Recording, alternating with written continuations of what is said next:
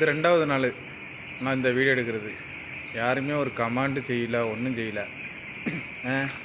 Subscribe பண்ணுங்கள், like பண்ணுங்கள். இந்த வேலை மட்டும் நாங்கள் பார்க்கல, எல்லா வேலையும் பார்க்குறோம்.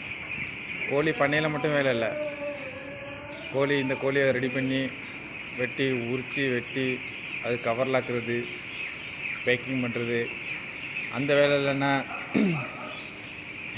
இந்த இடத்துக்கு அங்கிட்டு இருக்க பில்லு எல்லாம் செதுக்கிறது, மருந்தடிக்கிறது, எல்லா வேலையும். இவர் கேரளா, கோழிக்கோட் டிஸ்ட்ரிக்ட், முக்கம்.